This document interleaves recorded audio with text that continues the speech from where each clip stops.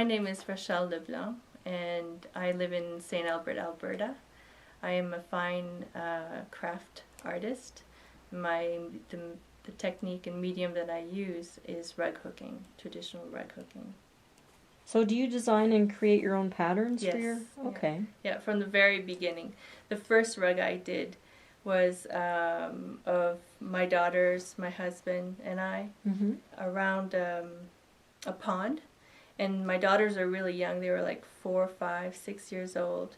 And as soon as I would finish one section, they would take the marker and they would draw more people, or they drew their dog, they drew a snowman, and I just started hooking from there. And I used some of the feelers from work, some of their old clothing from when they were a baby. Wow. And it, it ended up being so nice. It never occurred to me that I should buy a pattern from anyone. When I sit down and design, it's really how I feel at that moment, what's going on in my life. And I choose my subjects probably on an emotional reason or basis. So it wouldn't work if I used other people's patterns. So I try and just tell my story. Can you just explain to us a little bit about the process of creating one of your rugs? I sit down and sketch using either images that are from our family album or images that I'll take. I'll sometimes stage the photograph. And once the sketch I'm happy with, I'll take some watercolor paint and I'll make miniature paintings. And that will help me decide on colors.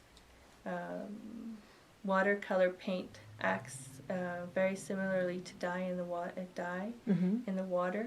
You can make it as translucent as you want it to, and you can add layers of color on a piece of wool.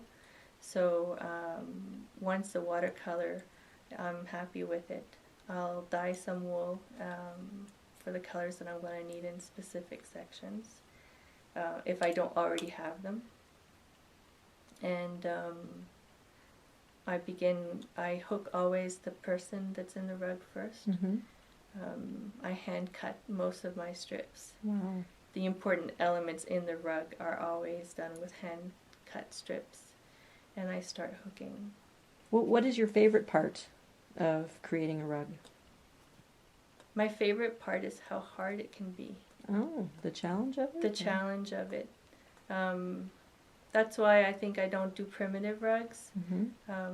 I did one once, and it wasn't hard enough. It wasn't challenging enough. There was just a few colors, and it's a beautiful. I can appreciate primitive rugs as other people's work. I would collect them if I had the money also, but for me it's how long it takes.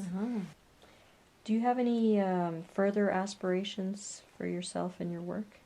In 1990, I entered a fine arts museum here in Canada, and I saw some jacquard weavings instead of paintings on the wall. And when I saw that, I knew that anything was possible.